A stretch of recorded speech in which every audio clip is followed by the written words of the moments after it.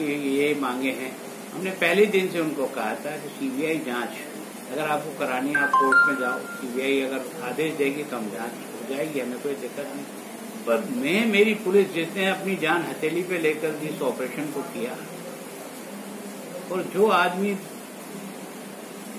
17 लोगों का murder case का वांटेड है, 34 जिस पर केस है, जिस पर इनाम घोषित है 5 लाख का, जिसको पकड़ने में 21 महीने से मेरी पुलिस जिसको पकड़ने में लगी हुई है। विधानसभा के एक प्रश्न के जवाब में हमने 8 करोड़ रुपया इसका हमने पुलिस पर खर्च किया, इतना मैन पावर खर्च किया, और उसके बाद भी उसके भाइयों को पकड़ने से हमको उसकी जगह का मिला। उन्हें उसको घेर लिया, घेरने के बाद जो मकान में रहते थे श्रवण सिंह और उसका परिवार, उन्होंने विरोध किया तो हमने उन सबको एक कमरे में बंद किया, उनको सुरक्षित किया।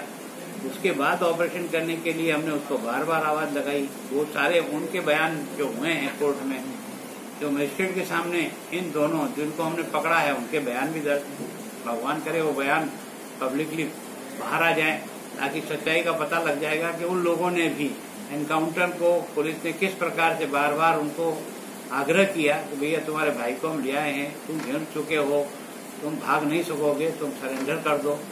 और वो सरेंडर नहीं करके उसने गोलियां बरसाई, और इसलिए फिर मौका पा करके जो हमने नाल चढ़ करके, क्योंकि वो आगे की मंजिल में था और दुर्भाग्य था कि उसकी लाइट जो है ऑन थी कमरे की, जिसके कारण से उसकी हलचल पुलिस के सामने आ रही।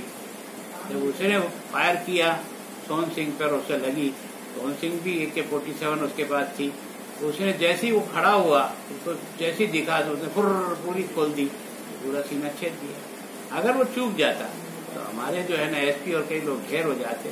राजस्थान की 7 करोड़ जनता इस दृश्य को देख रही है।